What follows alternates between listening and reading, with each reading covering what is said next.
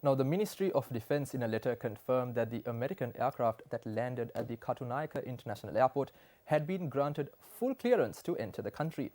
According to the letter, the aircraft landed at the Katonaika International Airport to obtain goods and services needed for the flight while traveling on its onward path.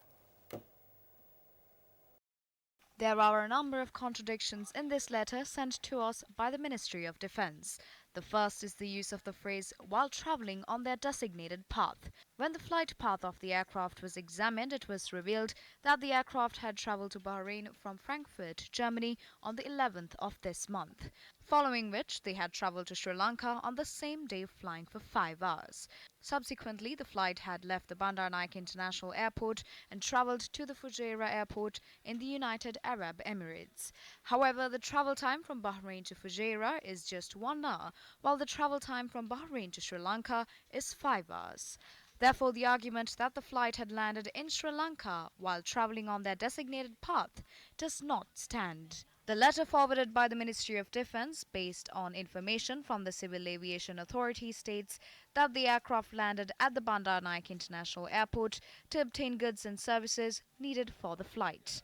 However, when we inquired from the Civil Aviation Authority yesterday, the authority said that the flight was transporting a consignment of apparels. When we brought this to the attention of the director of the media center of the Ministry of Defense, Brigadier Sumit Atapathu, he admitted that the information provided in the letter is contradictory.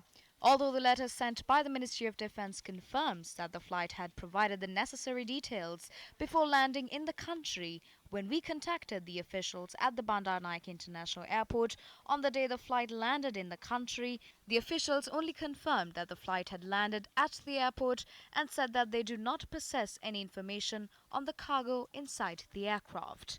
On the day, Sri Lankan Airlines, the company handling ground operations at the Bandar Naik International Airport, was not aware of any details regarding the aircraft. The McDonnell Douglas 11 aircraft belonging to the Western Global Airline, a cargo carrier, reached the Bandar Naik International Airport at 3:47 a.m. on the 12th of this month. Made in the USA, it is a large cargo aircraft capable of flying long distances.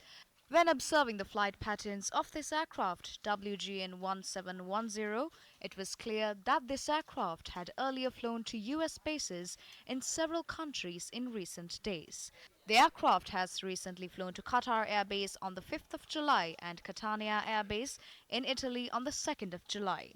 In addition, the aircraft had also flown mostly to US bases or military installations in other cities in the recent past.